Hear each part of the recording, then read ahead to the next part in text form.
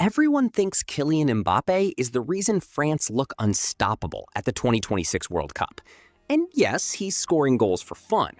But if you only watch the finish, you're missing the real story.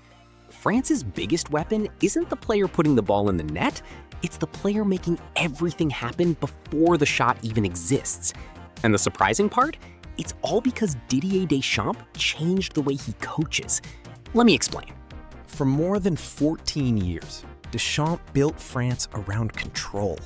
His teams were disciplined, organized, and sometimes even criticized for being too cautious. They didn't rely on magic. They relied on structure. Every player had a job, every attack had a plan, and every match felt carefully managed from start to finish. It wasn't always exciting, but it worked. A Euro final, a World Cup title, and another World Cup final speak for themselves. But this tournament feels completely different. And that's only half the story. This is Deschamps' final World Cup before stepping down, and instead of tightening his grip, he's done something almost nobody expected. He's loosened it. Rather than controlling every movement, he's handed more freedom to Kylian Mbappé, Ousmane Dembélé, and Michael Olise. In theory, giving creative players more freedom should make a team less organized. In practice, France somehow became even more dangerous. The reason why is what makes this team so fascinating. Those three aren't simply playing their positions. They're building France's attack as the tournament goes on. Mbappé has finally embraced playing as the central striker, a role he resisted for years. Dembélé stretches defenses with his pace and movement. But here's where it gets interesting. Michael Olise has quietly become the player connecting everything together. He isn't always the one scoring.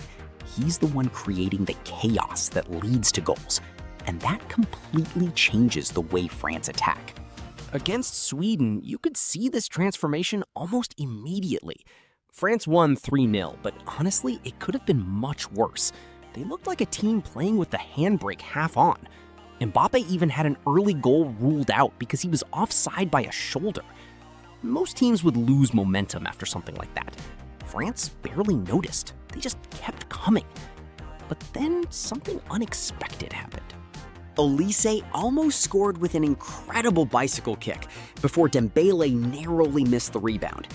It was another reminder that France's attack wasn't depending on one superstar. Chances were coming from everywhere. A few moments later, Olise forced another save from outside the box. Sweden were surviving, but only just. The breakthrough felt inevitable. It finally arrived from a corner. Olise and Dembélé combined to find Mbappé, who danced past two defenders before curling the ball into the net. Everyone celebrated the finish. But the move didn't begin with Mbappé. It began with Olise's vision and France's new attacking freedom. And the best example was still to come. Early in the second half, Olise produced the kind of pass that doesn't always make highlight reels, but wins football matches. He slipped the ball perfectly between Gustav Lagerbielke's legs into Bradley Barcola's run. One pass, one defense completely broken. France doubled their lead with almost effortless precision. This sounds simple. It isn't. Those passes only happen when players trust each other enough to improvise instead of following a rigid script. Then, Olise did it again. In the 74th minute, he played another perfectly weighted through ball for Mbappé to score his second goal. Mbappé received the applause. He earned another Man of the Match award. But if you watched the entire game, you noticed something different. The attack flowed through Olise. Every dangerous move seemed to begin with him. That's why Deschamps later praised him so highly, saying Michael is quiet off the field, but anything but quiet once the ball reaches his feet. His teammate Malo Gusto summed it up with one word: magnifique. And here's the scary part for everyone else in the tournament. France still don't look finished. They've scored at least 3 goals in each of their last 4 matches. They already have 13 goals in this World Cup, just one fewer than they scored during their entire 2018 title-winning campaign. Yet they still look like a team experimenting, discovering new combinations, and finding better ways to attack. Most teams peak before the knockout rounds. France seem to be getting stronger with every match. So when people ask why France suddenly look unstoppable, the easy answer is Mbappé. But the better answer is much more interesting.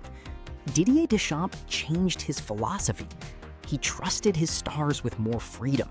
Mbappé embraced a new role. Dembélé stretched defenses. And Michael Olise quietly became the creative engine making the entire machine run. The next time France play, don't just watch who scores. Watch who creates the chance. Because the real genius behind this French team might not be the name everyone expects. And if Olise keeps playing like this, France may not have reached their best level yet. If you enjoyed this breakdown and want more football stories that explain what everyone else misses, make sure to subscribe. And let me know in the comments, do you think Michael Olise has been France's most important player at this World Cup? Or is Mbappé still the difference maker? Thanks for watching. See you in the next breakdown.